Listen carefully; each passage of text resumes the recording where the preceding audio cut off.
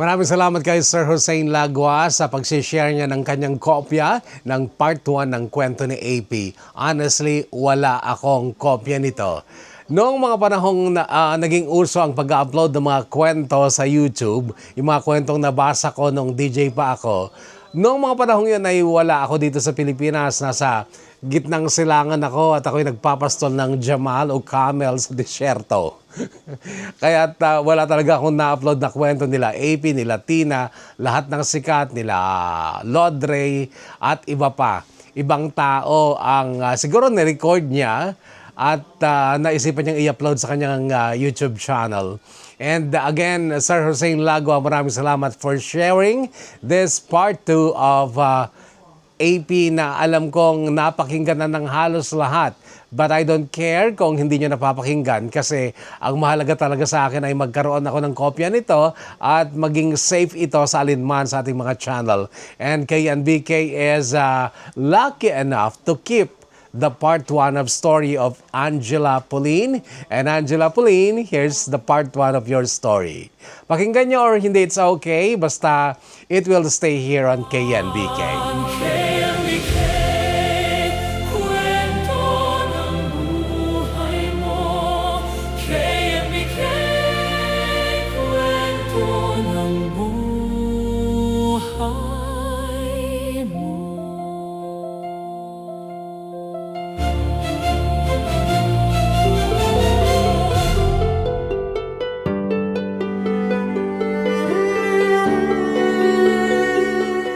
Taong 2003 noong maganap ang isang pangyayaring itinuring kong bangungot at sumpa sa buhay ko. Namatay si Mami sa kagagawan ng aking ama. Dadalawa lang kami ni Mami sa mundo mula pa noong maliit ako. Sa Maynila niya ako isinilang pero dito ako lumaki. At nasa akin ang pagtataka kung bakit si Papa madalang kaming uwian. Kung bakit wala akong lolo at lola, bakit wala akong mga pinsan, mga tito at mga tita. Mataba na si Mami noon pero maganda pa rin. Napakainit ng panahon noon. Summer nga kasi at kagagraduate ko lamang ng high school. Minsang bigla ang dumating si Papa. May hinahanap na pera si Papa mula kay Mami, pero ayaw magbigay ng Mami at naririnig ko ang pangalan kong nasasali sa away nila. Ang narinig ko para daw sa pag-aaral ko ang perang yun, kaya't hindi niya ibibigay. Tinatakpan ko ang tenga ko kapag nag-aaway sila. Nakakarindi kasi talaga. Madalang nga lang magpakita si Papa pero pag dumarating siya, inaaway pa niya ang Mami ko. Kaya lang pakiramdam ko'y matindi ang away nila noon. Pakiramdam ko pa naging physical sila. May sakitan nang nangyari. Narinig ko ang kalabog. Kasunod noon nininerbyos na sigaw ni Papa sa pangalan ni Mami ang narinig ko.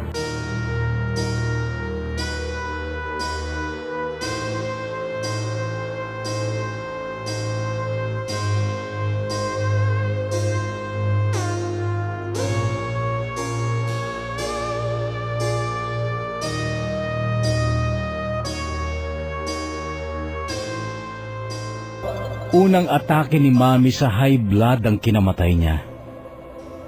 Maraming nakilamay, mga kapitbahay, mga barangay officials, pero wala ni isa sa kanila ang pwede kong yakapin o iyakan. Si Papa ilang beses na lumapit sa akin pero siya ang kaisa-isang tao na kinasusuklaman ko ng sobra at nag-iisang taong sinisisi ko sa pagkawala ng aking nag-iisang pamilya. Nung unang gabi ng lamay, hindi ko napigilan ng sarili ko nang lapitan niya ako. Ibinihus ko lahat ng sama ng loob ko sa kanya. Sinabi ko pang sana siya na lang ang namatay. Wala sina Jeline at Arian noon. Nasa Maynila sila para mag-take ng entrance exams sa UP.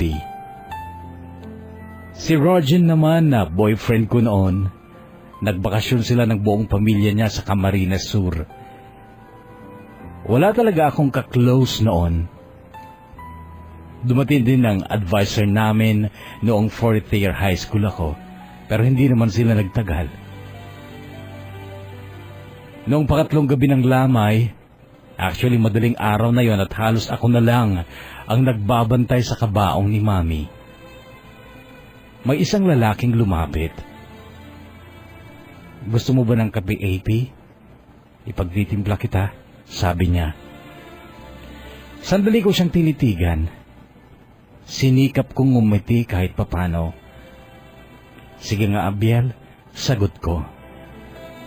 Ngumiti siya bago pumasok sa aming maliit na kusina. Pagbalik niya ay hawak niya ang 2 tasa ng kape. Condolence pala, AP. Mahinang sabi niya nung maiabot niya sa akin ng kape. Salamat, sagot ko. Nung unang gabi pa sana ako lalapit sa'yo, kaya lang parang nahihiya akong lumapit, sabi niya. Okay lang yan, Abiel. Salamat ulit ha, sagot ko. Ewan ko kung bakit kaya ko na siyang kausapin noon. Siguro dahil kailangan ko nga ng mga taong makakausap ng mga panahong yon. Pero siguro kung hindi lang namatay si Mami, patuloy ko pa rin iiwasan si Abiel. Paninindigan ko pa rin ang kayabangan ko sa kanya.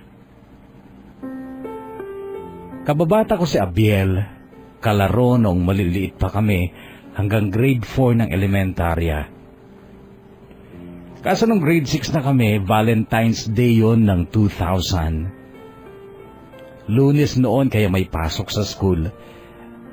Sina Abiel at mga kasama niya nakatambay noon sa koridor at may hawak silang tig-1 piraso ng bulaklak na pinitas nila sa garden.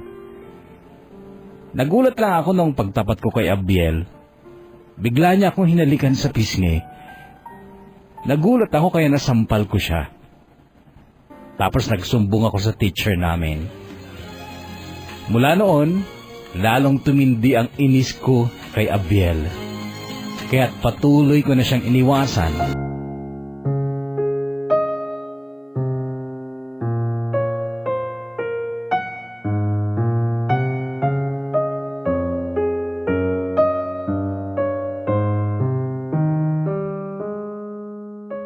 Pero nung high school na kami, bati na kami ni Abiel. Parang nag-mature na rin kami. Nawala na yung mga galit bata noon. Kaya lang nung okay na kami, bigla siyang nanligaw nung 3rd year high school na kami. Muli ko siyang iniwasan kasi ayaw ko sana ng mahirap lang na boyfriend. Gusto ko yung may kaya dahil sawang-sawa na kami ni Mami ko sa kahirapan. Kaya binasted ko si Abiel pero hindi niya matanggap. Sobrang kulit niya. Iniiwasan ko na nga pero nangungulit pa rin. Hanggang sa dumating ang isang hapon na wala talaga ako sa mood. Nabuisit ako sa kakulitan ni Abiel. Kaya sa harap mismo ng gate ng school namin, uwian pa naman noon at ang daming estudyante, pinahiya ko siya. Pinagsalitaan ko siya ng masasakit na salita. Noon na siya tuluyang umiwas sa akin. Kahit saan na kami magkita o magkasalubong, iiwas na siya. Iiba ng direksyon o daan. Bagay na ikinatuwa ko naman at ipinagpasalamat ko pa. Buong panahon ng 3rd year hanggang 4th year, iniwasan ko si Abiel. At sinagot ko si Rogen na maniligaw kong gwapo na, maporma, may kaya pa. Kaya lang nung madaling araw na yon, habang sinasamahan ako ni Abiel sa pagbabantay sa mga labi ng mami ko. Unti-unti kapuso ay parang nakakaramdam ako ng hiya sa kanya. Naglalaro siya ng baraha mag-isa noon. Pero kapag masusulyapan ko siya, ay nakakadama ako ng hiya.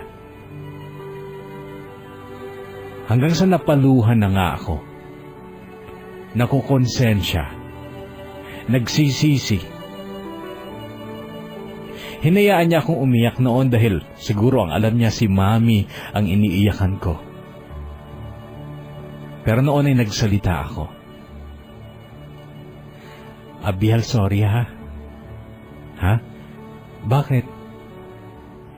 Sa mga ginawa ko sa'yo noon, patawarin mo ako, Abiel. AP, wala na sa akin yon. Please lang, huwag ka nang umiyak. Nakokonsensya kasi ako, Abiel. Hindi ko ma-imagine na nagawa ko yun sa'yo. Ayos lang yun, AP. Sabi ko nga, wala nga sa akin yun. Kaya huwag ka nang umiyak. Ang sama-sama ko, Abiel, no? Alam mo bang nagpasalamat pa ako noon nung tuluyan ka nang umiwas sa akin? Mahal na mahal kasi kita, AP. Kaya nung pakiusapan mo ako na iwasan na kita, iniwasan na kita. Ganon kita kamahal. Wala akong hindi gagawin. Basta para sa'yo, gagawin ko.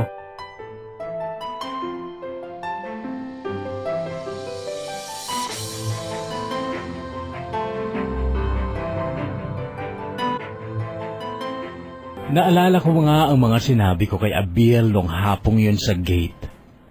Tama siya. Pinakiusapan ko nga siyang iwasan niya na ako. Pero bago yun, ay pinahiya ko muna siya sa pamamagitan ng mga masasakit na salitang, "Aso ka ba, Abiel? Bakit ba buntot ka ng buntot?" Halos pasigaw na sabi ko noon. Hinawakan pa nga ako ni Jeline noon dahil nabigla din siya dahil bigla akong nag-freak out. Bakit? May aso bang ganito kagwapo? Ganito naman kasi ang sagot ni Abiel noon na parang nang-aasar pa. Gwapo ka nga, bobo ka naman at ang baduy mong pumorma. Tingnan mo yung sarili mo. Hindi naman importante kung baduy ako, AP. Ang importante, gwapo ako at wagas ang pagmamahal ko sa'yo. Nakangiti pa rin sagot niya na parang hindi talaga tinablan kasi sa pagpapahiya ko sa kanya. Dahil doon ay lalo pa akong nainis sa kanya kaya ang sabi ko, "Pues makinig ka, Abiel, okay? Hindi ko kailangan ng pagmamahal mo. Kaya para mo ng awa, iwasan mo na ako. Huwag ka nang magpapakita sa akin kahit kailan dahil kumukulo ang dugo ko kapag nakikita kita. Naintindihan mo?" Sa mga gabi ng lamay, hindi ko makita sa Abiel sa paligid o sa mga grupo ng mga nanonood sa mga nagsusugal. Pero kapag madaling araw na, nariyan na siya sa malapit at kapag nakita niyang halos nag-iisa na ako sa pagbabantay kay Mami, papasok na siya, magkikipagkwentuhan. Siya ang tagapalit ng kandila kapag nauupos na. Tagatimpla ng kape namin, tagatanggap ng tong mula sa mga nagsusugal. Sa mga madaling araw na si Papa ang nagbabantay kay Mami, sa kusina kami nagtatambay ni Abiel. Tagatimpla ako ng kape, siya naman ang taga-serve sa mga nagpupuyat ng magdamaga na nagsusugal. May mga SK members na nagsiserve kapag gabi hanggang alas 11 pero umuwi sila kapag madaling araw na kaya kung sino-sino na lang nagsiserve at kung minsan kanya-kanyang timpla na mga nagsusugal. Noong mga panahong ito tamad na akong mag-reply sa mga text ni Rogin na boyfriend ko. Ewan ko kung bakit naiinis ako sa mga kwento niya tungkol sa mga pinupuntahan nilang tourist spot sa Camarines Sur. Or siguro masakit lang sa akin yung idea na may gana pa siyang magkwento ng mga happenings niya samantalang ang girlfriend niya ay nagluluksa, nagdadalamhati. Hindi ko pwedeng itanggi noon sa sarili ko, kapuso, na nahuhulog na ang loob ko kay Abiel matapos ng mga kabutihan niya sa akin. Kahit mas maporma at may kaya si Rogin, sa tingin ko tunay na pag-ibig ang mas tama kong itawag sa damdamin kong yun kay Abiel dahil naramdaman ko ang pagpapahalaga sa kanya. Dahil sa pagdamay niya sa akin sa mga panahong kailangan ko talaga ng karamay. Noong libing ni Mami, nakikita ko sa side mirror ng karo si Abiel. Sina Jeline ang kasama kong sumakay sa passenger seat ng karo. Katabi namin ang driver. Ang iba pa ko pang classmate, mga teachers, nasa likod sila ng karo, naglalakad, at kasama dun si Abiel at mga kaibigan niya. Habang nagtatawanan kapag nagkukwentuhan ng mga kaibigan niya, nakikita ko sa side mirror ang mukha ni Abiel. Pakiramdam ko magkasing lungkot kami. Parang nararamdaman niya ang sakit ng nararamdaman ko. Ganon ang ginagawa ko noon, kapuso. Itinutuon ko ang atensyon ko sa paligid ko para mawala ang isip ko sa masakit na katotohanang ililibing na nga ang nag-iisa kong pamilya, ang mami ko. Pagkatapos noon ay mag-iisa na ako. Mula kasi nung mawalan ng hininga si Mami, tuluyan ko nang inalis sa sistema ko ang aking ama. Nung ipasok sa nicho niya si Mami, para akong mawawalan ng malay. Nanghina ako, nahilo at muntikan na akong matumba. Nasalaw ako ni Jeline, pero mahina si Jeline. Hindi niya ako kaya isang tao pa ang tumulong kay Jeline para hindi ako bumagsak sa lupa. Si Abiel. At pagtingin ko sa mukha ni Abiel, kitang-kita ko. Umaagos din ang mga luha niya, kagaya ng pag-agos ng mga luha mula sa aking mga mata. Napakiusapan ko si Jeline na matulog muna sa bahay nung gabi matapos mailibing si Mami, pero kahit sa bahay tinangka ni Kapitan pagkatapos ng libing na pag-ayusin kaming mag-ama. Pero nagmatigas ako kay Kapitana. Babae pa rin kayo, Kap. Alam kong nararamdaman mo kung anong nararamdaman ko, sabi ko. Pero anak, yang papa mo na lang ang nag-iisang pamilya mo. At saka alam kong alam mo rin, AP, na hindi ginusto ng papa mo na mamatay ang mami mo. Kap, wala na akong pamilya. Nag-iisa na ako. Yung katotohanan na may ama pa ako, isinabay ko na sa libingan ng ina ko. Para sa akin, Kap, patay na rin ang ama ko. AP, anak, huwag kang ganyan. Hinawakan pa ni Kapitana ang kamay ko noon. High blood ang kinamatay ng mami mo. Ni hindi dumapo ang palad ng papa mo sa katawan ng mami mo, anak. Kap, nauunawaan ko ang trabaho mo, ang tungkulin mo. Salamat sa lahat ng ginawa mo para sa akin at sa mami ko. Pero sana, Kap, nandito ka. Sana nandito ka sa lahat ng oras na nagdudusa ang mami ko sa kagagawan ni Papa. Hindi mo alam kung anong klaseng tao yung sinasabi mong ama ko. Irresponsableng asawa at ama, sugalero, buwisit sa buhay. Nagka-high blood ang mami ko dahil sa kanya. Namatay ang mami ko dahil sa kanya. Kaya please lang, Kap, please. Huwag mo nang ipagpilitan na magkaayos kami. Dahil para sa akin, patay na rin siya.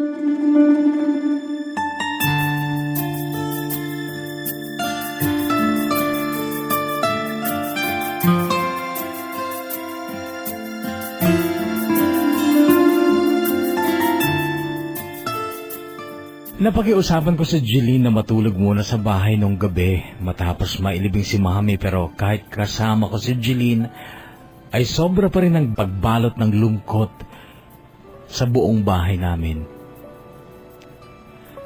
Napakatahimik na kasi. Wala na yung mga taong nakilamay, wala na yung mga ilaw. At hinahanap-hanap ko ang mami ko. Hindi nagsawa si Jeline sa pagyakap sa akin sa tuwing iiyak ako. Nasa bahay din si Papa noon pero hindi ko siya tinitingnan at lalong hindi ko siya kinakausap. Nung gabi ring yon na pinag-uusapan namin ni Jeline kung anong gagawin ko sa buhay ko, sinabi kong magtatrabaho muna ako dahil wala namang magpapaaral sa akin. Habang naghahanap ako ng trabaho, ay makikitira muna ako sa kanila. Nasa bayan kasi ang bahay ni Jeline. Kinabukasan sumabay na ako kay Jeline sa pag-alis, dala ang halos lahat ng damit ko. 2 malalaking bag ang bitbit namin nung palabas na kami ng bahay. Ngunit biglang lumabas si Papa at nagsalita. "Anak, saan ka pupunta?" Sandali ako natigilan pero hindi ko siya nilingon. Hinabol niya kami at hinawakan pa niya ako sa braso. "Hindi ka aalis, AP." Sabi niya, ngunit desidido akong huwag siyang pakinggan at huwag siyang tingnan, kaya tinabig ko ang kamay niya. Pero, "Anak, kung kailangan lumuhod ako sa harap mo para mapatawad mo ako, gagawin ko." Sabi niya at sa sulok ng mga mata ko ay nakita kong lumuhod nga siya sa lupa, pero hindi ko siya pinansin. Iniwan namin siya at nagpatuloy kami ni Jeline sa pag-alis. Habang papalayo kami ay naririnig ko ang boses ni Papa. Tinatawag ang pangalan ko pero hindi ko siya nilingon man lang. Parang aagos sa mga luha ko noon, kapuso, pero pinigilan ko. Sabi ko wala akong dahilan para maiyak sa taong pumatay sa mami ko.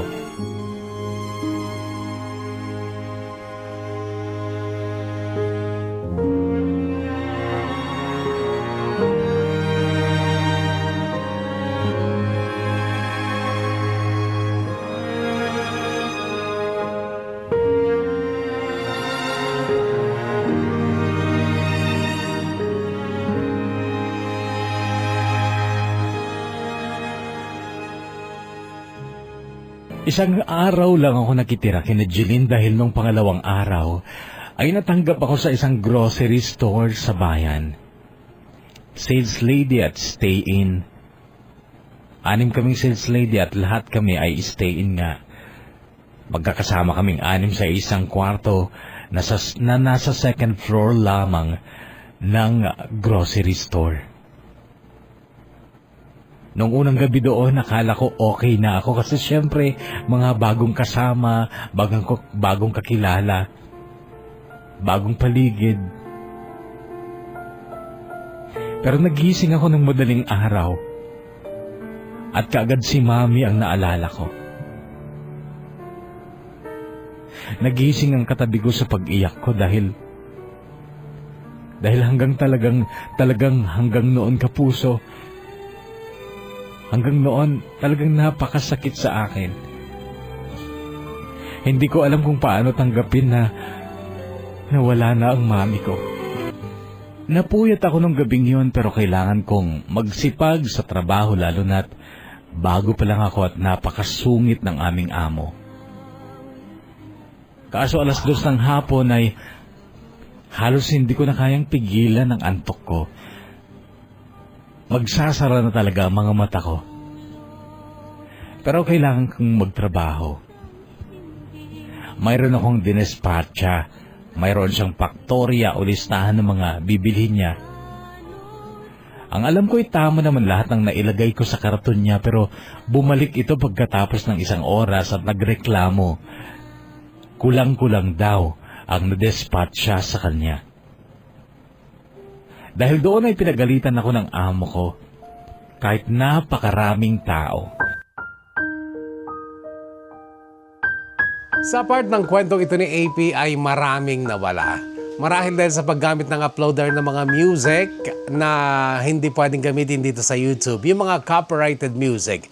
Ang mangyayari dyan ay sasapawan talaga ng YouTube ng mga songs o music na pwedeng gamitin or imumute.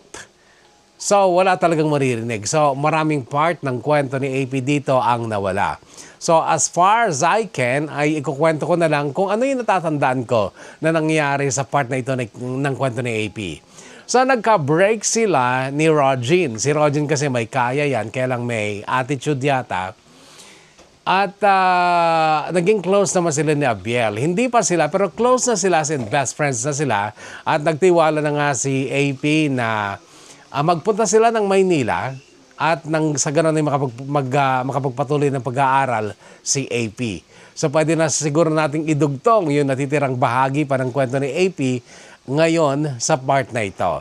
Ng kwento ni AP, hatid ng KNBK, kwento ng buhay ko.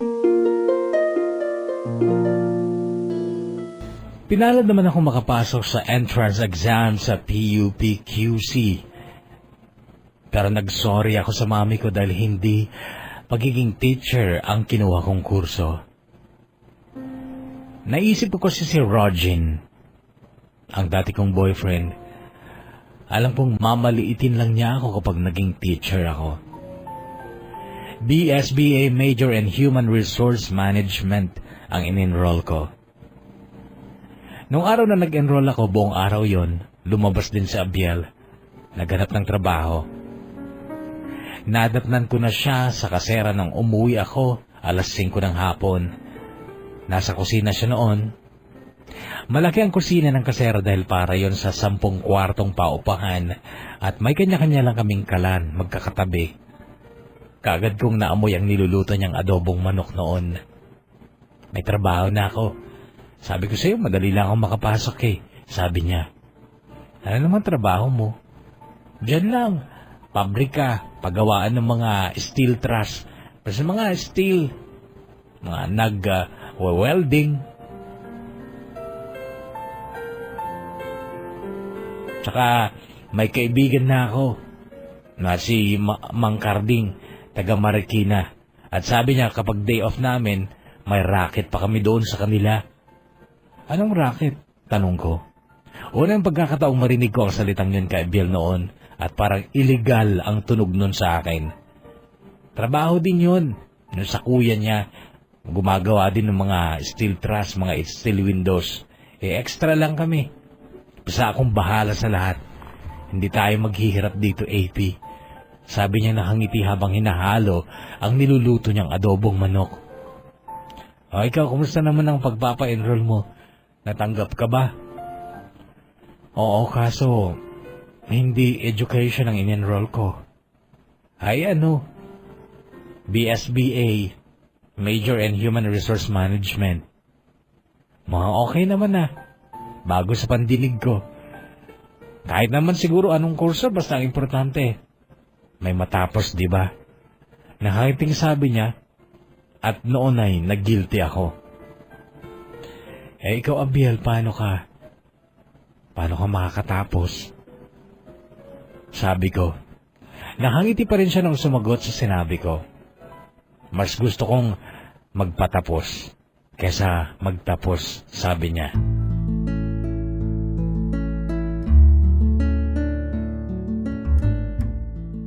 At noon na nagsimulang uminog ang buhay namin ni Abiel sa Maynila. Nakadepende ako sa kanya kahit wala kaming relasyon. Mahal ko siya pero hindi niya alam dahil hindi na siya nagpapahiwatig o kaya ay nagsasalita kahit parunggit lang tungkol sa damdamin niya. Hinintay ko na lang na muli siyang maghayag ng feelings niya sa akin. At kapag ginawa niya yon, hindi ko lang siya tatanggapin bilang boyfriend ko. Tatanggapin ko siya kahit na bilang asawa pa. Kaso hindi na muling nagtapat ng damdamin niya sa akin si Abiel.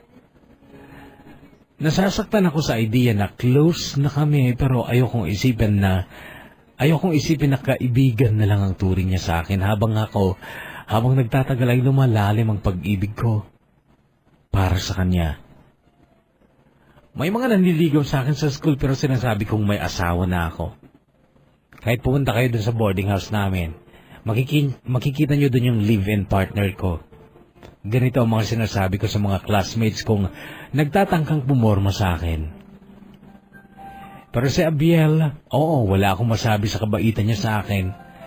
Napaka-responsable niyang tao. Kahit wala kaming relasyon, lahat ginagawa niya para sa akin. Hindi siya kahit kailan nag-day off. Dahil tuwing day off niya sa pabrika, sumasama siya kay Mang Carding sa Marikina dahil ang kapatid ni Mang Carding ay mayroon ding maliit na pagawaan ng mga steel truss at steel windows. Parang nagsisimula pa lang at sina Abiel at Mang Carding bilang empleyado sa mas malaking pabrika ay pinagkakatiwalaan doon sa maliit na pabrika sa Marikina. Sinasayang lagi ni Abiel ang bawat pagkakataong kumita siya ng pera. Wala siyang pinapalagpas. Sa kanilang mga magkakaibigan sa pabrika, siya lang ang hindi nagsisigarilyo.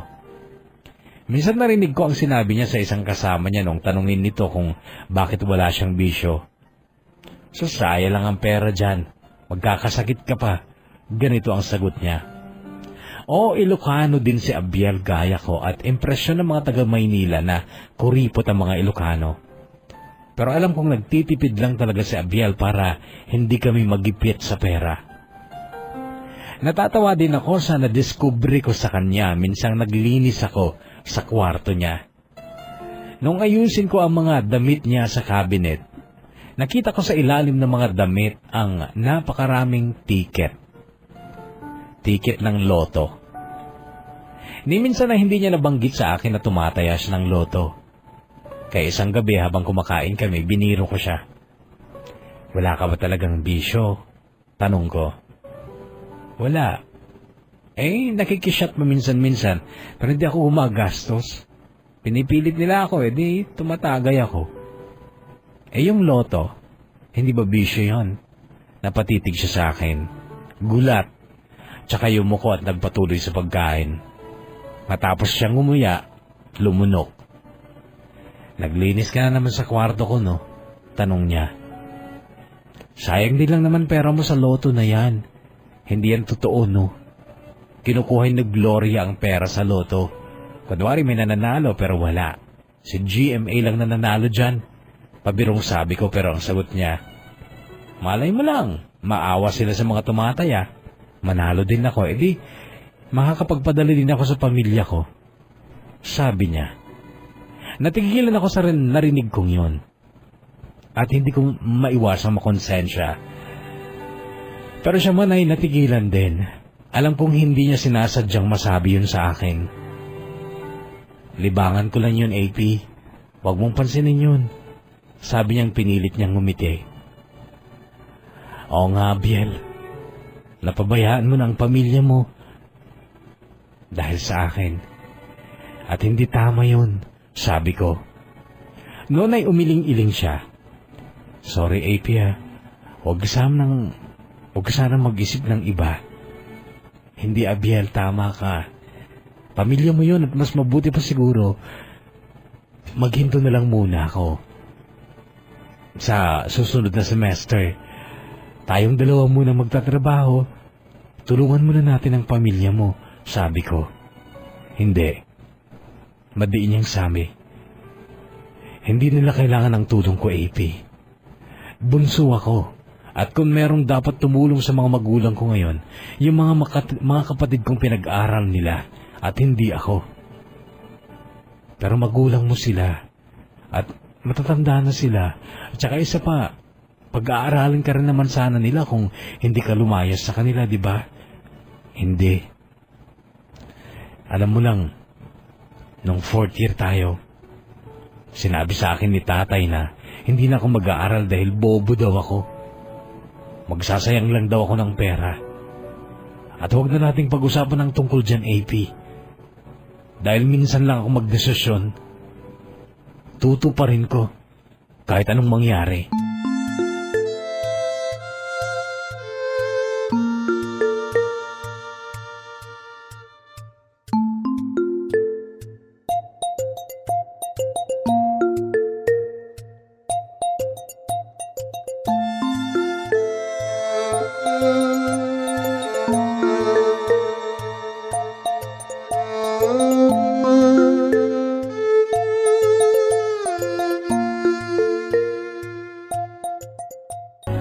lang naman talaga ang tuition fee sa PUP pero yung upa ng kwarto namin ang mahal at ang pagkain namin.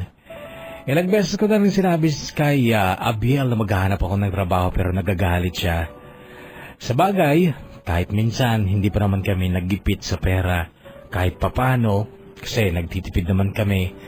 Ako naman ang taga-budget at kung ano-ano lang naman ang kinakain namin. Pero nakukonsensya pa rin ako dahil tinarikuran na talaga ni Abiel ang kanyang mga magulang para sa akin. Dumaan ang mga taon kapuso na ganun lang ang estado namin.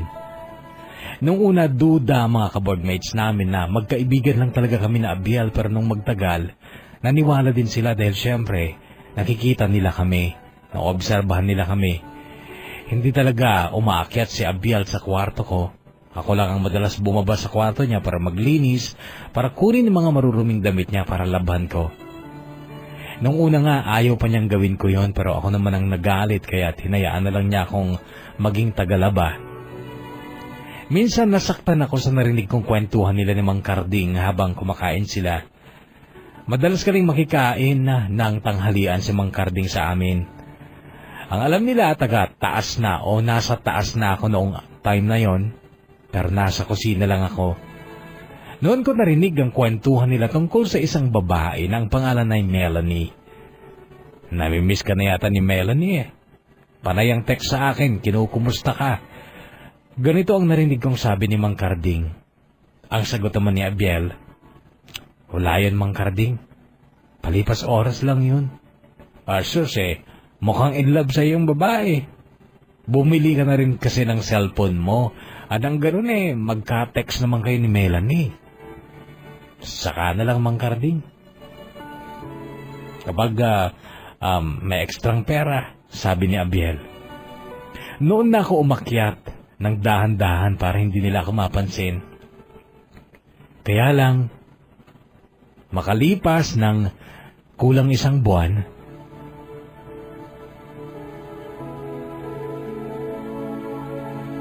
isang umaga noon ay naglalaba ako. Nilapitan ako ni Abiel. Papasok siya noon sa trabaho. Ang sabi niya, AP, kunin ko nga ang number mo. Paglingon ko sa kanya, may hawak siyang cellphone. Bago. Ibinigay ko kay Abiel ang number ko noon kahit deep inside niya masama ang loob ko. Naisip ko kasi si Melanie, ang babaeng napagkwentuhan nila ni Mang Carding noon. At alam ko si Melanie ang dahilan kung bakit bigla siyang bumali ng cellphone. Noon ako nagsimulang makumbinsin na wala na ngang gusto sa akin si Abiel. Pinanindigan na lang niya ang pangako niyang pagtapusin ako ng pag-aaral alang-alang sa pangako sa ngalan ng palabra de honor. Pero nasasaktan ako sa idea na mahal o may mahal na siyang iba at ewan ko kung bakit naisipan ko rin namang gumante.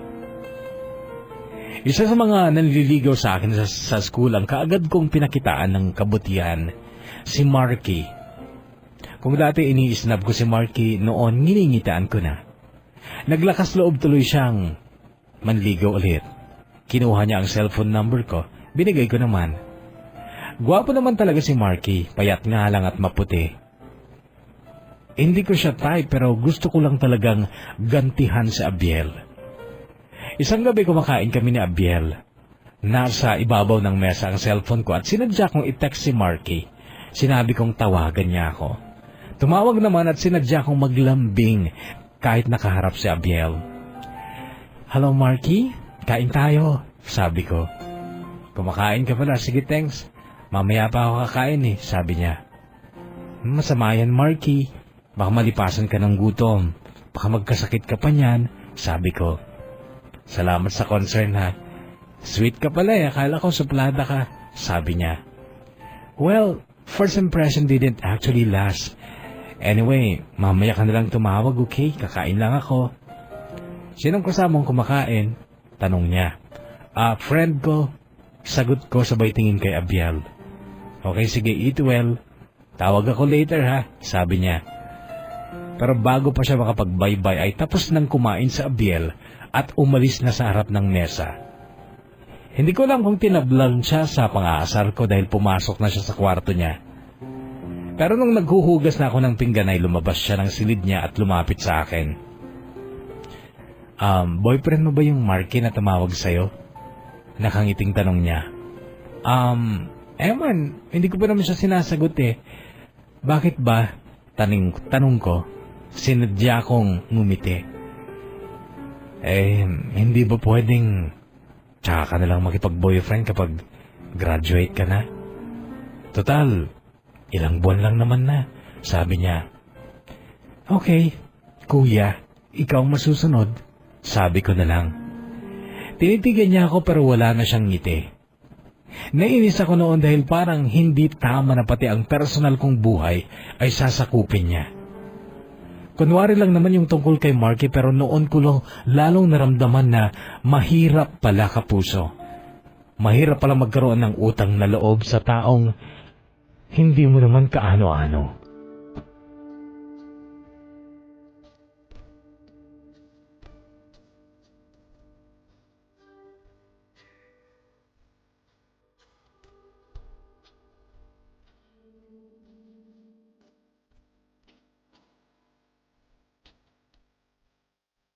Habang lumalapit ang araw ng pagtatapos ko sa college, mas lalo akong nahihirapan sa sitwasyon namin ni Abiel.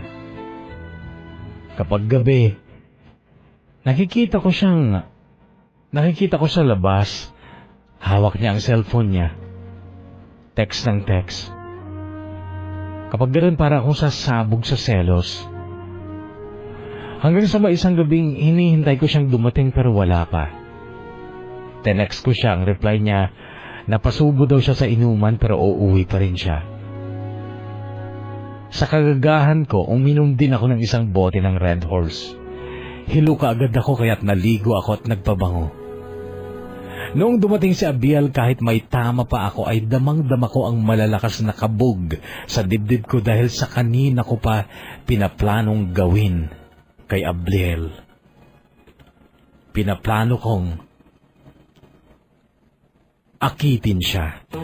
Bahala na, sabi ko sa sarili ko noon. Bumaba ako at diretso sa silid niya. Pero bumukas ito ng kusa. Wala si Abiel sa loob pero nasa ibabaw ng katre niya ang mga pinaghubaran niya. Naisip kong siya ang nasa banyo. Nagpunta ako ng banyo, may tao nga sa loob.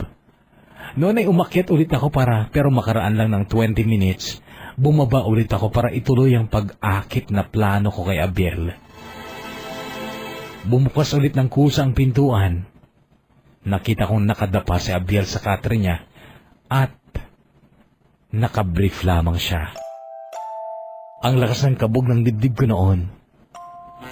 Lumangit-ngit naman ang pinto nung ibukas ko iyon pero hindi man lang siya lumingon. Abiel, paanas kong tawag sabay sampa sa kama niya pero hindi siya gumalaw.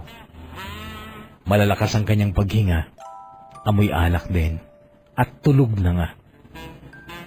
Nakaramdam ako ng hiya sa sarili ko noon kaya't humakbang na lang ako ng marahan palabas ng pintuan pero napansin ko ang pantalon niya sa sahig. Bahagya kasing nakalabas ang wallet niya at hindi safe ang ganon sa kasera. So kinuha ko yun. Isinabit ko ang pantalon at itatago ko sa cabinet ang wallet niya. Kaya lang natukso akong buklatin ang wallet niya. At napaluha ako nang makita ko ang litrato na kaagad mong makikita kapag binuksan mo ang wallet. Litrato. Litrato ko.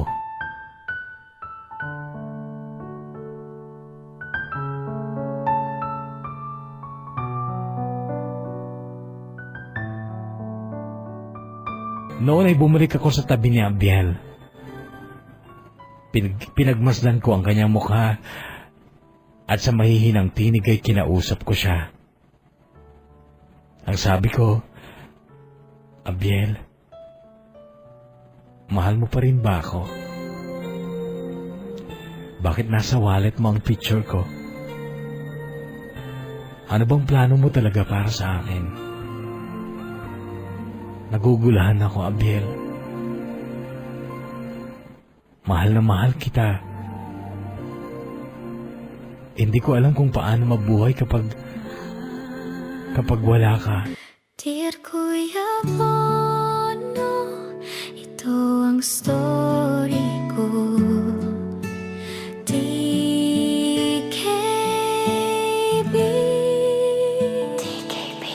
Hindi ko alam kung narinig na Abiel ang mga sinabing kong yon nung gabing yon na pareho kaming nakainom.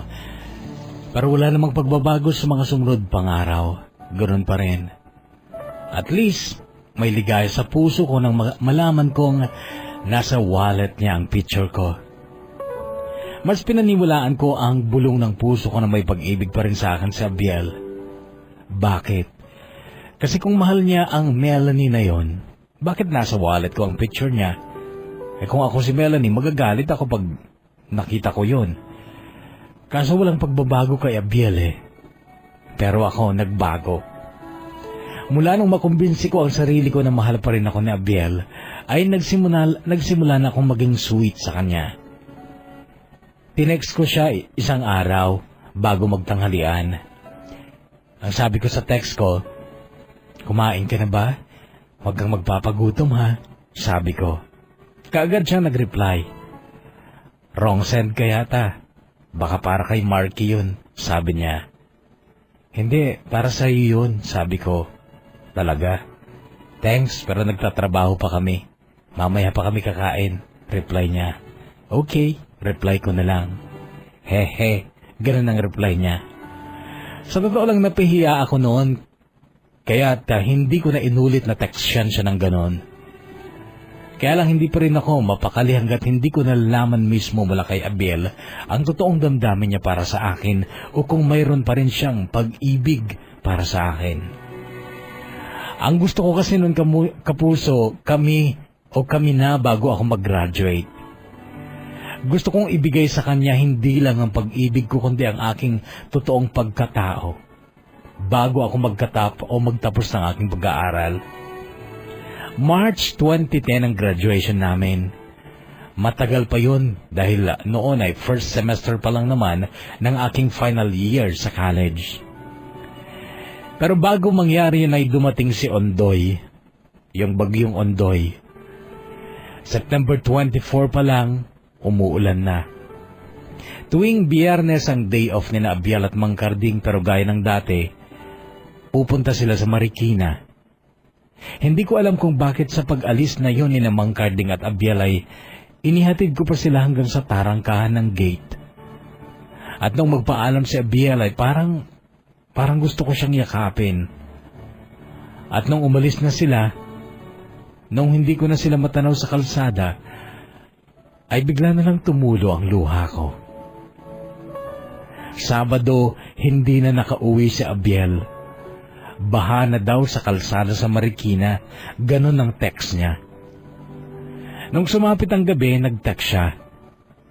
"Alam mo, malaki ang kinita namin ni Mang Carding sa bangka," kwento niya. "Anong bangka?" Nagrenta kami ng bangka, tapos pinasada namin sa mga taong sumasakay. Naghati kami sa 12,000. Maghapon lang yun sabi niya. "Ganun ba? Ingat ka lang ha," sabi ko.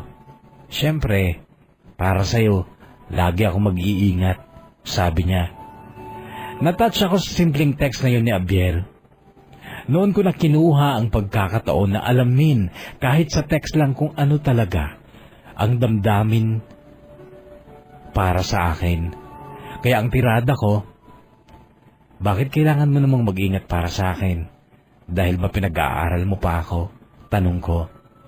"Hindi lang yon. Ano pang dahilan?" Kasi ayaw ko pang mawala sa mundo. Gusto ko pang makita ka sa matagal na panahon, reply niya. "Gusto mo lang akong makita ng matagal na panahon?" Tanong ko.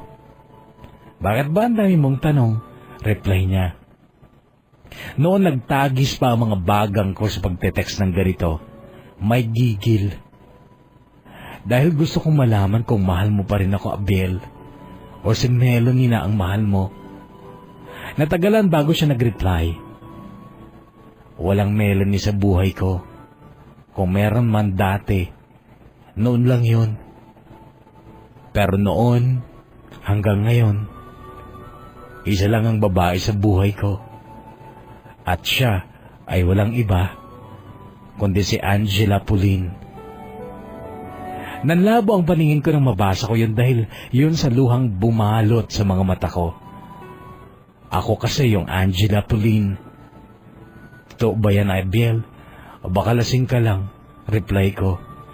Pero hindi na siya nag-reply, sa halip ay tumawag siya. Medyo kabado ako nung sagutin ko yung tawag niya. Boses kaagad niya ang narinig ko. Hindi ako lasing kasi hindi naman kami umiinom. Mahirap bumili ng alak ngayon dito. Baha. Pero AP, bakit ganun ang mga tanong mo? Bakit may alam ka tungkol kay Melanie? Wala. Sabihin mo nga sa akin, AP. May lugar na ba ako sa puso mo? Tanong niya. Oo naman. Matagal na kaya. Noon palang pinaglalamayan natin ang mami ko. Nadapa ko na yung pagmamahal sa'yo. Talaga, AP? Bakit, Abiel? Sa tingin mo ba sasama ako sa'yo dito sa Maynila kung hindi kita mahal at kung wala akong tiwala sa'yo? Tawa ang sumunod kong narinig kay Abiel. Kasunod ay sigaw.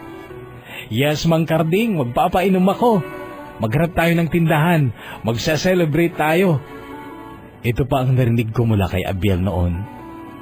At ako, alam kong sobra din ang kaligayahan ko noon dahil sa wakas, napalaya ko na rin ang sigaw ng aking puso.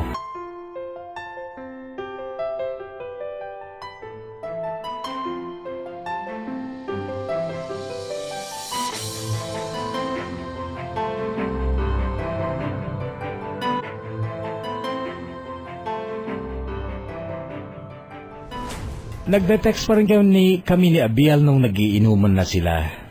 Maginaw daw kasi at wala pang kuryente. Candlelight nga daw ang inuman nila. Huwag kang maglalasing ha, sabi ko pa sa text. Sure baby ko, reply niya. Napangiti ako sa text niyang yon dahil sa salitang baby ko. Nakapagpaalam pa naman siya bago natapos ang textan namin kasi lowbat na raw siya at wala siyang pag-charge saan kasi brown out. Nakangiti akong matulog noong gabing yon.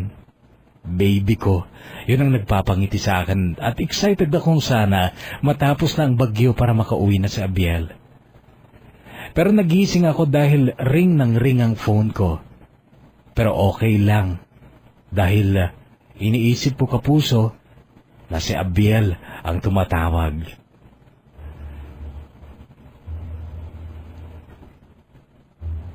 Pero nung tingnan ko ang phone ko, hindi si Abiel ang tumatawag, kundi si Mang Karding. Nung sagutin ko, hello AP? Mang Karding, bakit po? Si Abiel eh. Nawawala. Ho? Anong nawawala?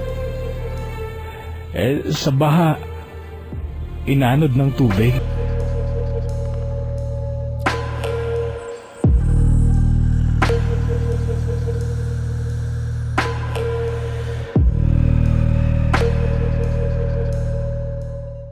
Hindi na ako nakatulog muli nung madaling araw na yon, kapuso. Unattended na ang phone ni Abiel. Dasal ako ng dasal. Pati kay Mami nakikiusap na ako na makiusap sa Diyos na sagipin niya si Abiel. Ang hirap dahil wala akong mahinga ng tulong. Nahihiya akong manghingi ng tulong sa mga kaboardmates namin dahil tulog na tulog pa sigurado sila. Si Marisa na nagkararating lang galing sa kanyang trabahong call center ang una kong napagsabihan sa nangyari kay Abiel. Pero wala din siyang nagawa kundi mag-alala kasama ko. Pero sa kanya ako umiyak.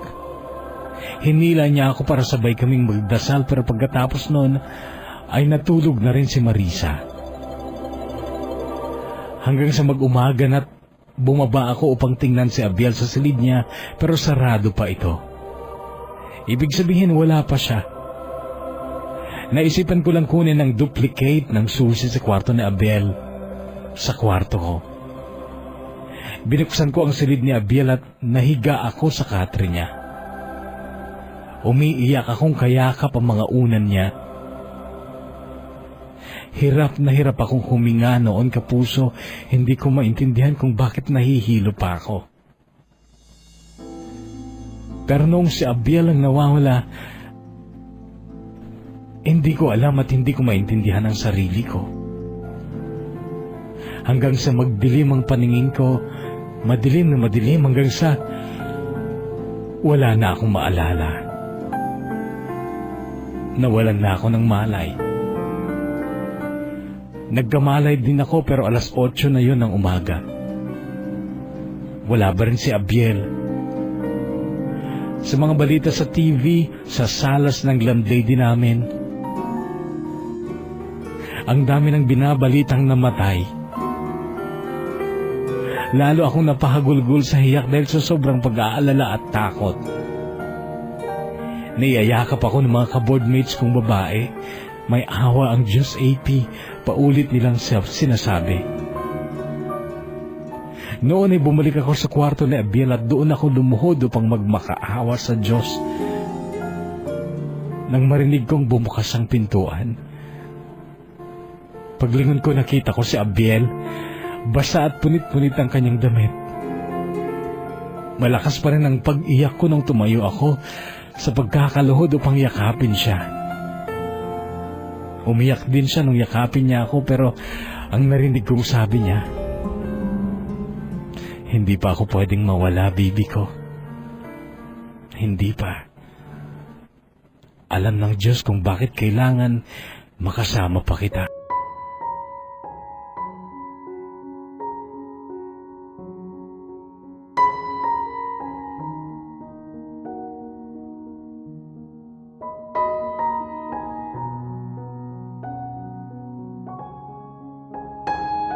Buong boarding house namin ang nagdiwang noon sa tuwa nung dumating si Abiel ng ligtas.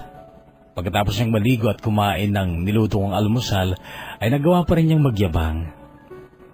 Hindi ako pwedeng malunod sa baha lang. Naanod lang ako pero hindi ako malulunod. Pwede ba naman akong malunod sa baha? Cagayan River ang nilalangoy ko sa amin.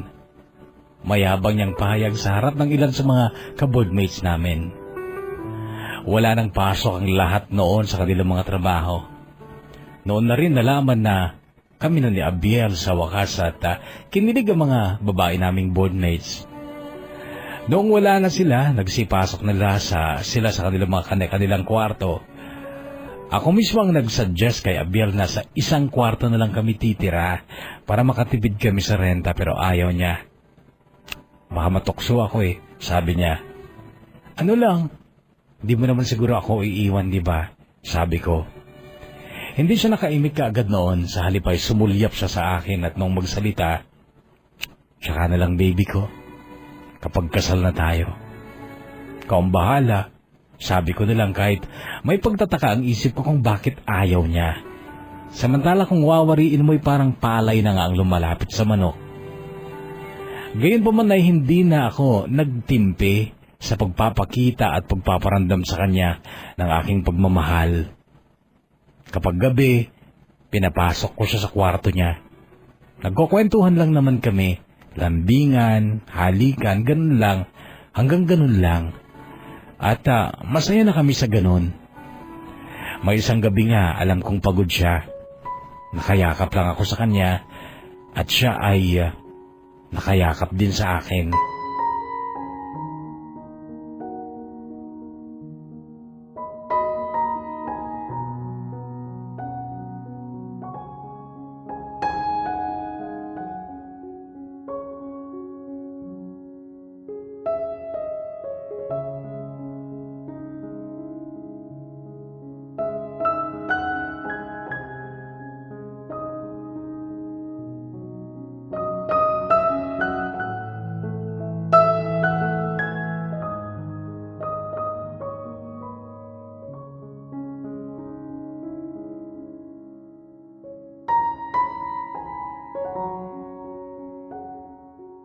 Ngunit nung semestral break namin, parang nasagot ng unti-unti kung bakit ayaw pa niyang magsama kami. May natuklasan akong isang bagay na hindi ko sinasadyang matuklasan tungkol sa kanya. Naiwan ni Abiel ang wallet niya. Ako naman sa pakialamera, binuklat ko yun at marami siyang pera. Pero maliban sa pera ay may nakatago pa sa secret pocket ng wallet niya ng isang ATM card. Bali 2 ATM card ang nakita ko sa wallet. Alam ko na yung RCBC ay salary ATM niya. Doon sila sumusweldo sa paggawaan ng steel truss. Pero yung isa na mas luma, Metrobank. Nagtaka talaga ako kasi nung bigyan siya ng pabrika ng ATM niya, sabi niya noon lang daw siya nagka-ATM. At bakit marami siyang pera samantalang hindi pa naman sweldo? At tuwing sweldo ay halos kasya lang sa mga gastusin namin ng pera. Iba ang kutob ko noon pero hindi ko siya sinita. Mas minabuti kong mag-observe sa mga kilos niya. Kasabay ng pagdarasal na sana walang masamang ginagawa si Abiel para mabuhay kami. Huwag sana. Hanggang sa isang gabing dumating si Abiel. Kumain muna kami, pagkatapos noon ay nag-shower siya. Noon ako mabilis na pumasok sa kwarto niya at sinamantala kong kunin ng cellphone niya. Binasa ko ang mga nasa inbox niya. May 2 message doon. Hindi nakasave ang number pero nabasa ko. Sa unang message, ang sabi, okay sige, kita tayo bukas sa harap ng iglesia. 7:30 ng umaga ha. Iyon ang unang message. Yung isa naman, hindi ako makakapag-deposit. Sarado ng account ko. Ibibigay ko na lang ulit yung pera bukas. Tiningnan ko ang oras ng pag-send ng mga message na yon. Una pa lang na-send yung tungkol sa saradong account. Binasa ko rin ang sent items. Okay lang po at saka sige po ang mga reply ni Abiel. Kinabukasan maaga akong umalis. 6:00 pa lang. Tinungo ko ang INC sa Commonwealth kung saan paniwala ako magkikita sina Abiel at iyong katext niyang yon. Naghintay ako hanggang sa noong 7:20 na. Dumating na si Abiel at naghintay. Nagtatago ako habang pinapanood ko siya kasabay ng malalakas na kabog sa dibdib ko. Panay ang text niya at may tumawag pa. Hanggang sa may dumating na kotse at pumarada sa harap niya. Bumukas lang ang salamin pero hindi ko masyadong nakita ang tao sa loob ng kotse. Hindi naman din kasi ito bumaba. Si Abiel lumapit sa kotse. Sandali silang nag-usap. Pamaya-maya'y umikot si Abiel sa kabilang pinto ng kotse at saka sumakay. Umandar ang kotse. Nagtago ako dahil dadaan ito malapit sa akin. Pero nung makita ko kung sino ang nasa loob ng kotse, sobra akong nagulat. Sobra akong nasuklam. Sa kanila, lalo na kay Abiel. Dahil si Papa, ang aking ama, ang kasama niya sa kotse.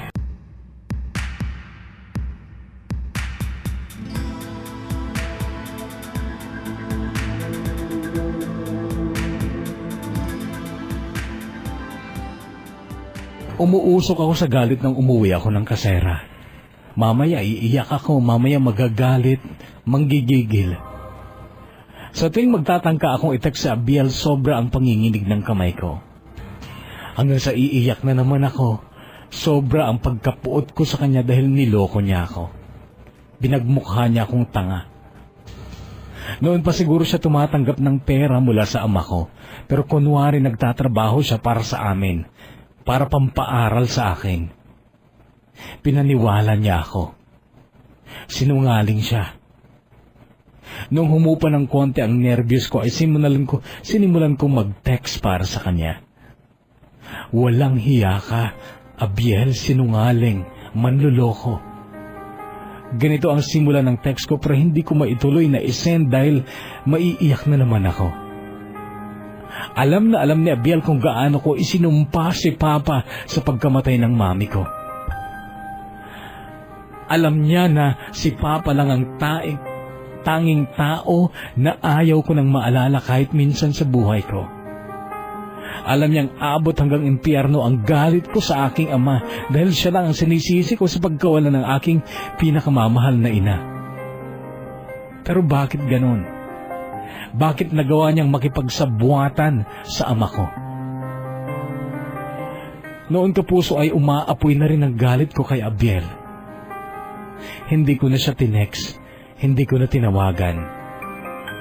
Si Angela, na best friend ko sa school, ang tinawagan ko. Pagkatapos ay nag-impake ako. Halos lahat ng damit ko, mga gamit ko sa school, isinilid ko sa mga bag ko at saka ako umalis. Nagpunta ako sa boarding house ng aking best friend at katukayo na si Angela. Sa kanya ako naglabas ng sama ng loob. Dinamayan naman ako ni Angela, nakiiyak sa akin pero kilala ko siya sa ugali niyang kapag sinabi niyang tama na, dapat tama na.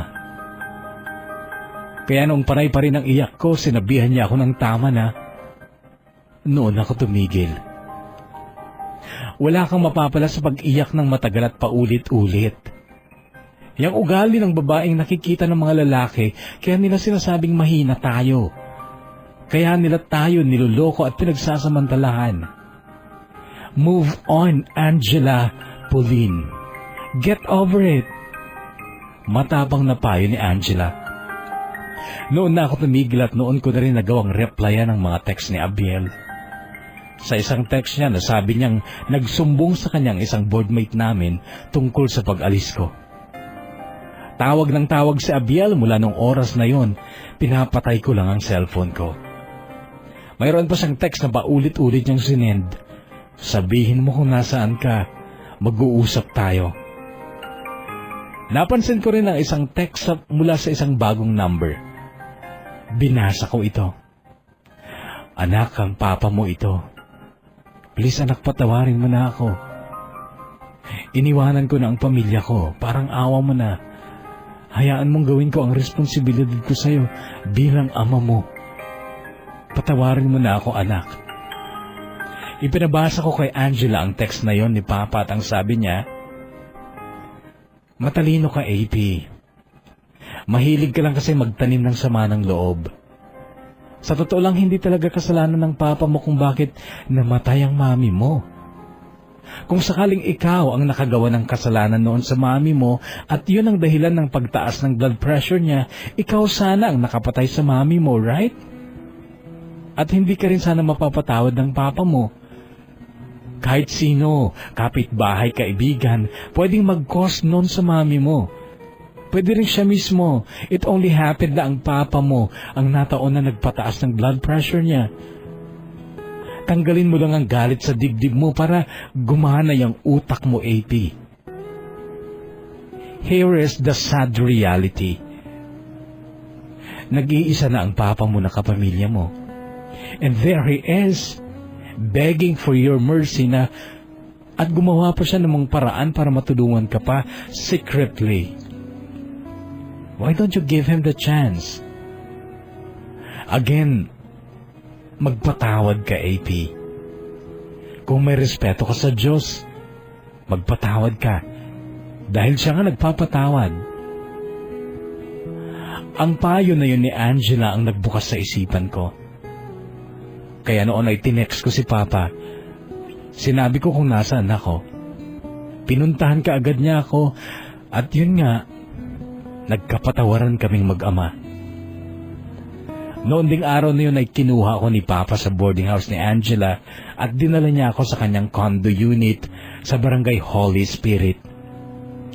Ayon sa kanya ay sinadya daw niyang kumuha ng unit doon mula nung mag-aral ako sa PUP. O ako puso, 4 na taon kong pinagtamnan ng galit ang aking ama. Pero nagawa ko rin siyang mapatawad noong araw nang inakala kong kakampi ko habang buhay ay kinasusuklaman ko na. si Abiel. Isa pa na-realize ko rin, tama ang sinabi ni Angela. Nag-iisa na si Papa sa mundong ito na kadugo ko, kapamilya ko.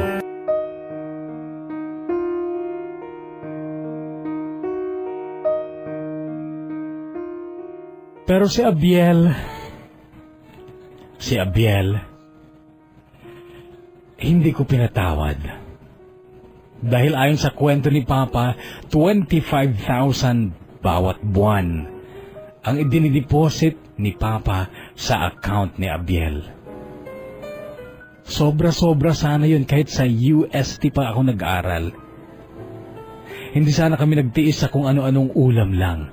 Nagpapalaundry sana ako at hindi ko kailangang maglaba ng damit namin. Ang tanong ko noon, saan niya dinala yung pera?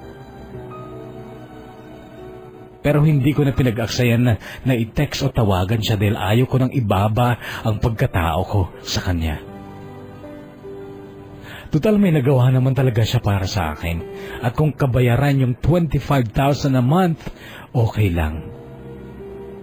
Noon ko nakita kung gaano siya kaliit, kung gaano siya kabulok, at hindi ko na dapat ibaba ang sarili ko para sa kanya. Kung saan niya dinala ang pera, wala akong pakialam. Siguro pinapadala niya sa pamilya niya, wala akong pakialam. Si Papa na rin ang nagsabi, hayaan ko na lang. Kalimutan ko na lang si Abiel. Hindi siya karapat-dapat sa'yo, anak, madiing sabi ng Papa ko. Iniwan ako ni Papa sa condo noong araw na yon. Binigyan niya ako ng time na maiayos ang mga gamit ko sa aking kwarto.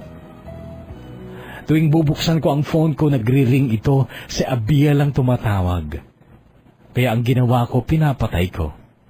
Marami din siyang mga text messages na hindi ko na pinag-aksayang basahin pa. Sa totoo lang, malaki ang pasasalamat ko dahil wala pang nangyari sa amin. Sa loob ng 4 na taon naming pagsasama sa isang bubong ay walang nangyari sa amin. Hanggang kiss lang. Napanatili ko ang kalinisan ko bilang babae at salamat din sa kanya. Dahil hindi niya ako pinersa.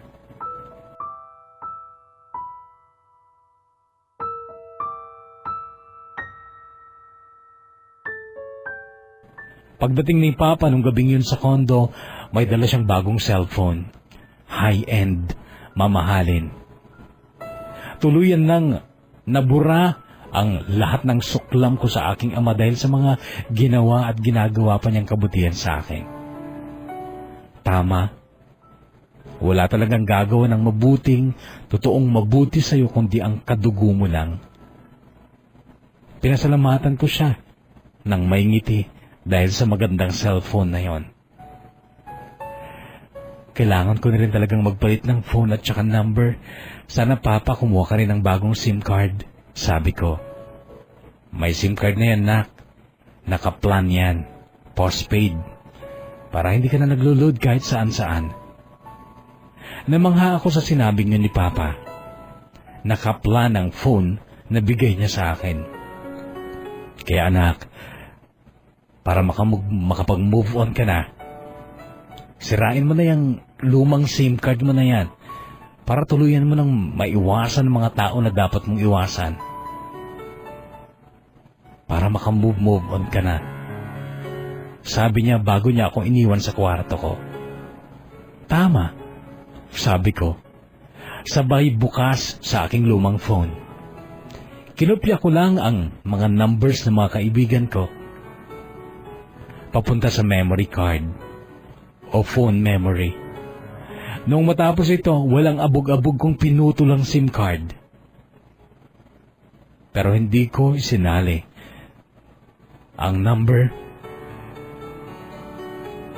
ni Abiel sa mga sinave ko. Kasabay ng mahina ngunit may gigil pa rin mga salitang, "Goodbye, Abiel."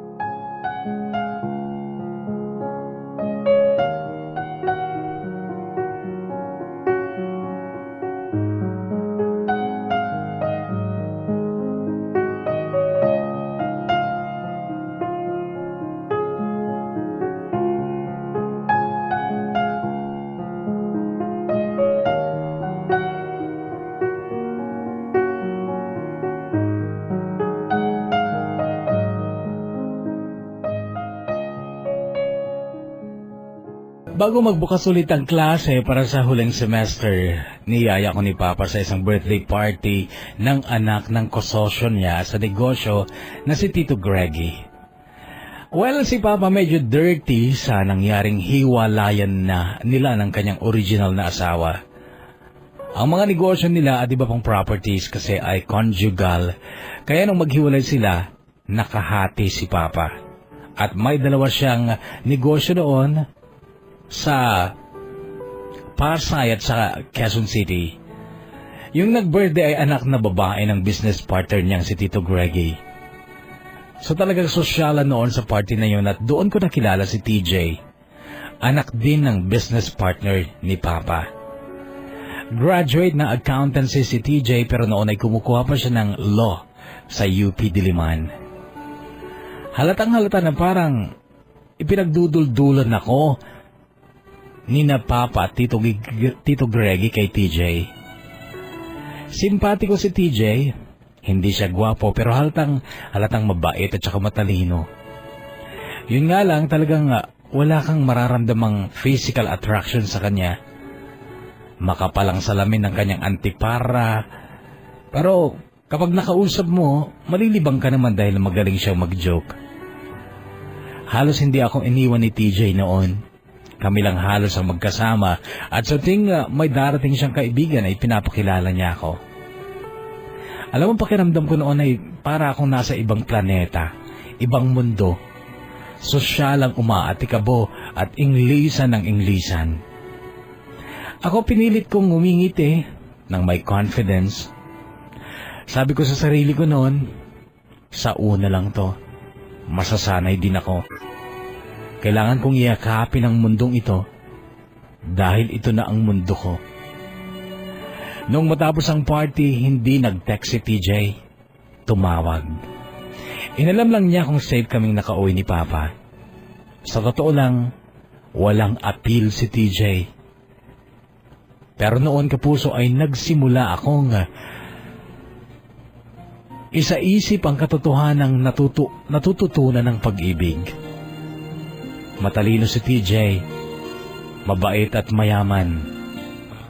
Kung siya siguro ang talagang bigay ng Diyos sa akin, sigurado na ako at secured ang future ko at future ng mga magiging anak ko.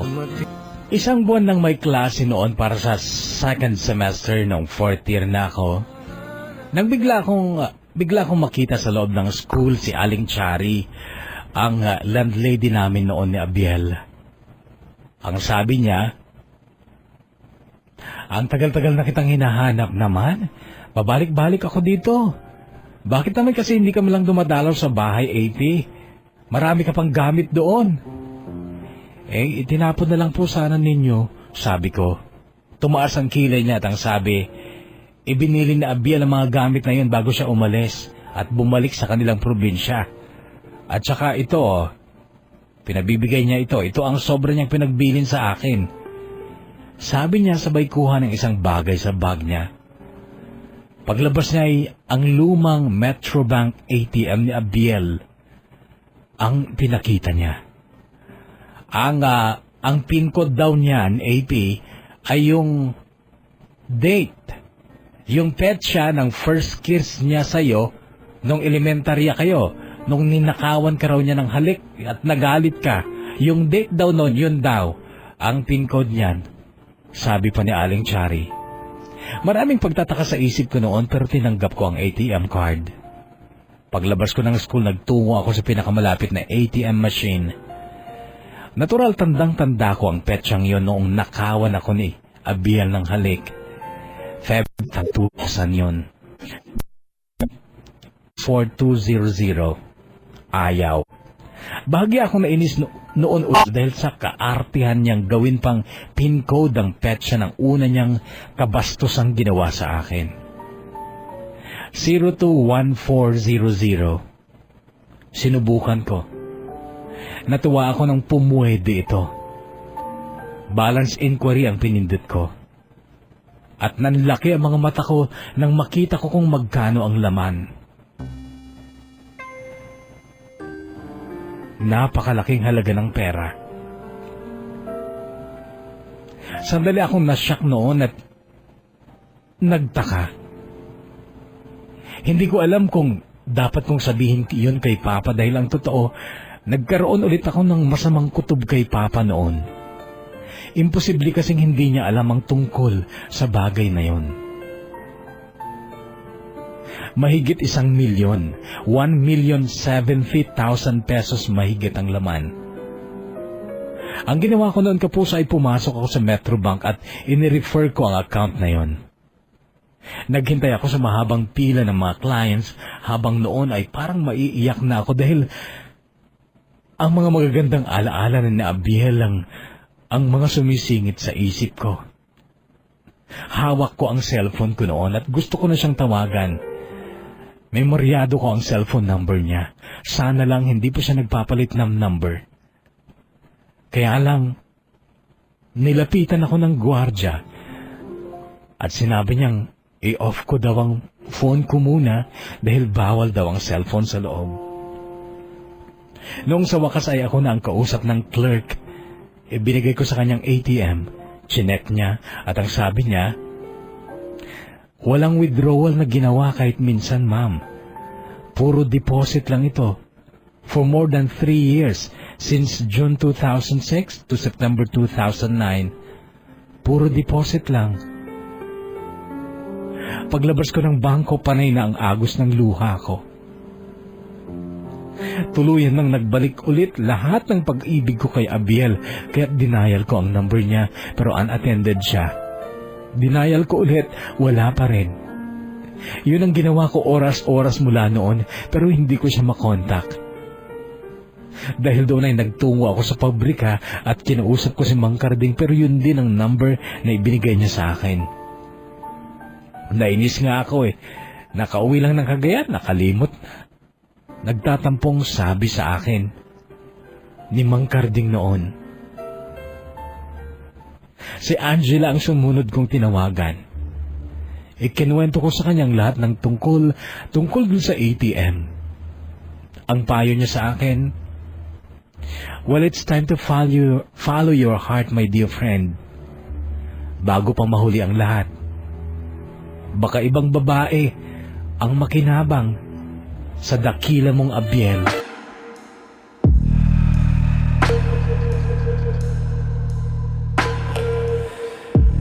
Hindi ka uuwi ng Cagayan. Ako na lang ang susundo kay Abiel kung kailangan. Kung gusto mo. Ganito ang sabi ni Papa noong magpaalam ako sa kanya na uuwi ako dito para sundan si Abiel, para makausap ko siya. Pero may namumuo akong galit kay Papa na naman noon. Diretsahan ko siyang tinanong, wala ka ba talagang alam tungkol sa ATM na ito, Papa? Kahit minsan ba hindi sinabi sa iyo ni Abiel na hindi niya ginagastos ang pera dito? Wala. Hindi ko alam. Pero anak, mag-isip ka. Hindi tama si Abiel para sa'yo. Tingnan mo yung katayuan mo.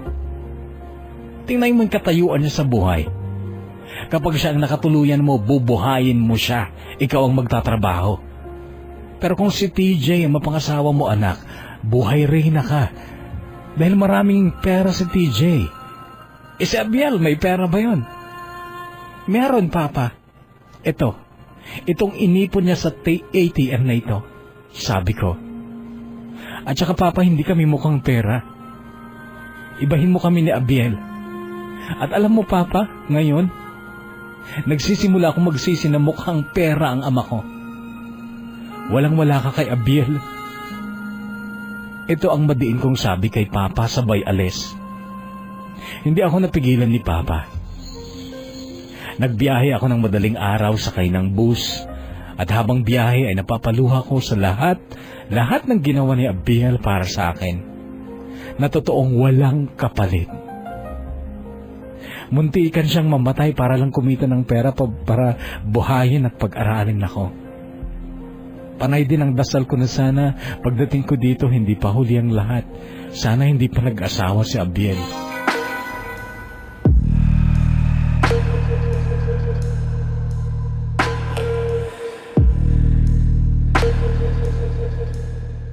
Alas 3 ng madaling araw nang makarating ako dito.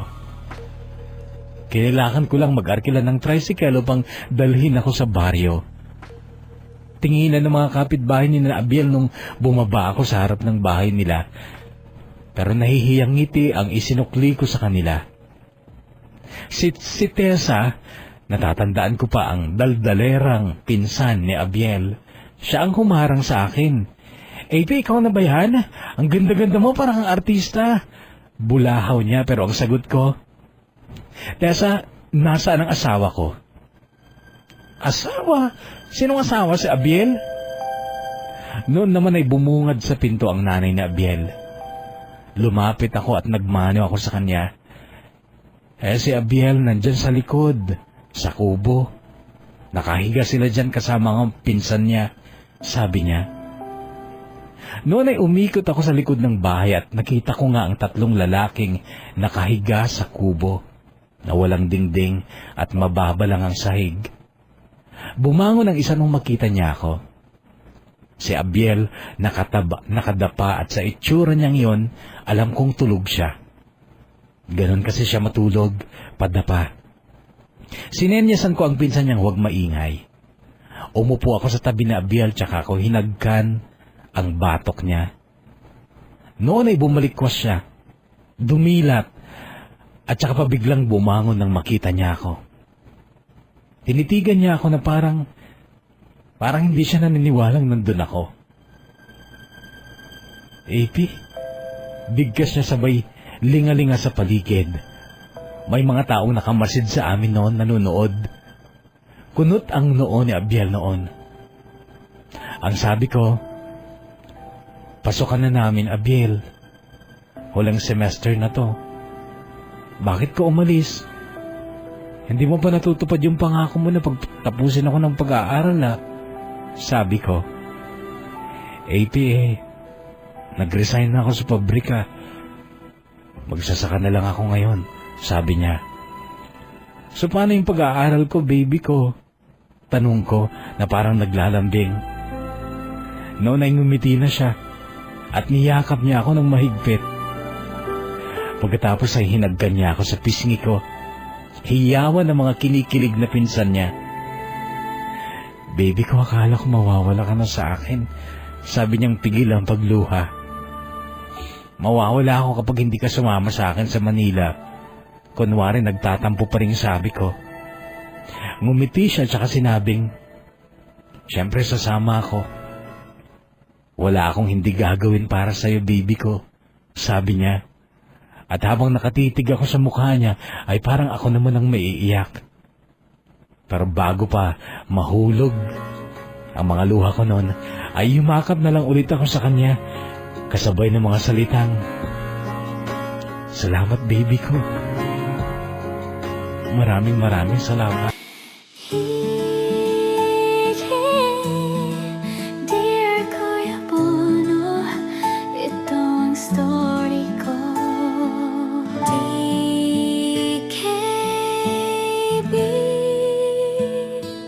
Noong gabing yun ay lumuwas din kami ni Abiel. May pagtatampo noon sa nanay niya pero kinausap ko sila ng masinsinan. Nanay at tatay ang tawag ko sa kanila. At sabi ko, Nay, Tay, pagka-graduate ko, uuwi kami na Abiel dito para magbakasal. At dito kami titira. Pangako po, kami ang bahala sa inyo. Niyakap ako ng ninanay Miding noon. Nakabalik si Abiel sa pabrika. Isa kasi siya sa mga pinagkakatiwalaang trabahador. Kaso, si Abiel ang nagdesisyon na huwag na muna kaming magsama sa kasera. Ipinagpilitan niyang dapat ay dun muna ako sa ama ko, tumira at ayusin ko ang relasyon naming mag-ama. Ibinalik ko kay Abiel ang ATM card dahil alam kong hindi niya yun gagalawin. Kapag ako kasi, hindi ko maipapangakong hindi ko yun mababawasan. May ugali kasi akong gastadora kung minsan. Tuwing bakante ko, nagpupunta pa rin ako sa kasera para maglaban ng damit ni Abiel, gayan dati.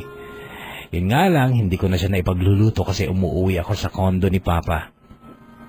Tuwing sweldo ni Abiel, nagre-remit pa rin siya sa akin at nung graduation ko, ipinagpilitan kong siya ang e-escort sa akin. Ayaw niya, pero nagtampo-tampuhan ako. Okay na ulit kami ni Papa noon pero naiinis pa rin ako sa kanya kasi may time na ini-inject pa rin niya sa mga usapan namin si TJ. Sabi ko, ayoko ng mayaman na pangit kahit mahirap basta gwapo at macho at si Abiel yun Papa, wala nang iba. Anyway, nung graduation ko, sobra akong na-inlove kay Abiel kasi napakagwapo niya sa suot niyang coat and tie. Niyakap ko nga siya at hinagkan in front of my classmates and their parents. Care ko. Proud ako sa asawa ko. At mahal na mahal ko siya.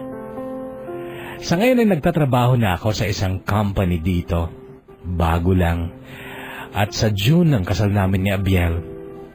Simple lang ang plano namin kasal nung una pero nakonsensya yata ang ama ko. Nag-alok siya ng 100,000 para sa kasal. Sabi niya, iisa lang daw ang anak niyang babae, ako lang, kaya kailangan grande ang kasal.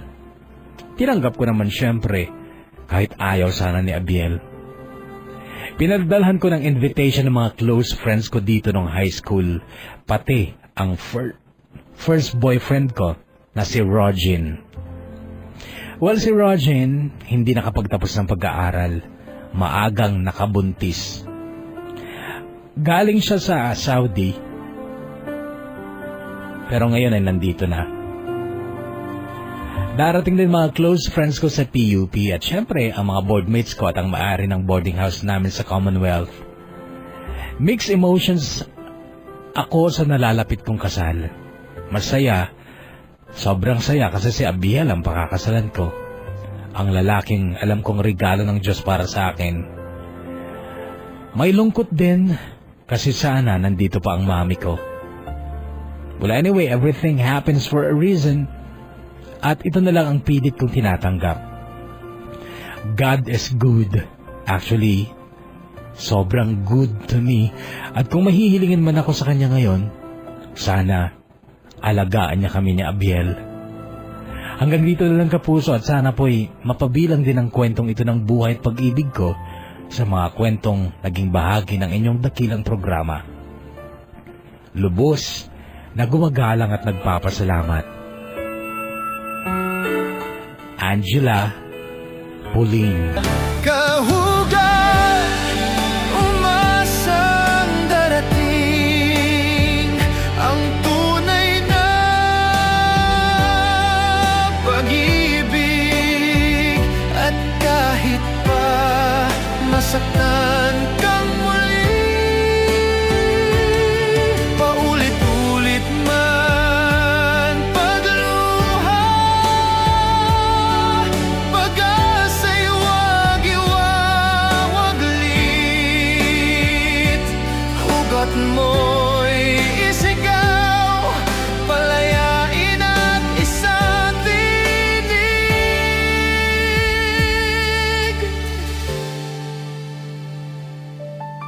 Muling buksan ang puso, magmahal muli, magtiwala. Aral ng nakaraay, magsilbing gabay. Lahat tayo'y dumanas ng pait at kabiguan. Tandaan na ang buhay ay sadyang ganyan. Kaya tumasang may tunay na nakatadhana. Kahugan, umasang darating ang tunay na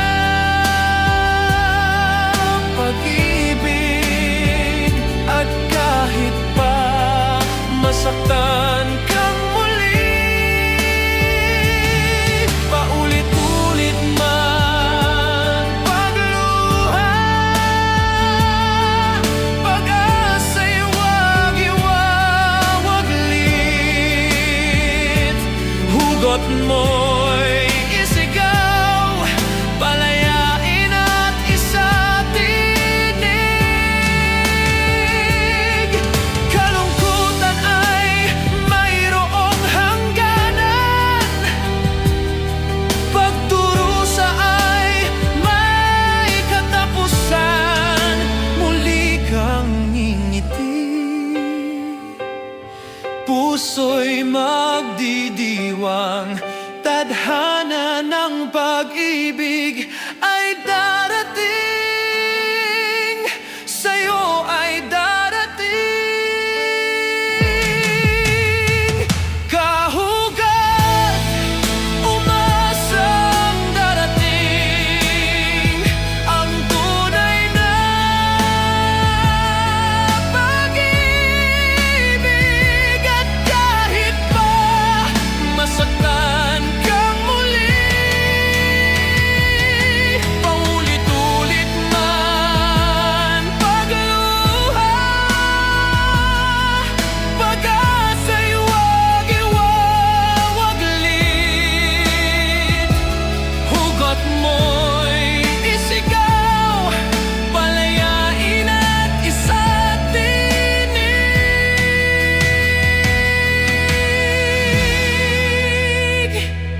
Hugot ng puso.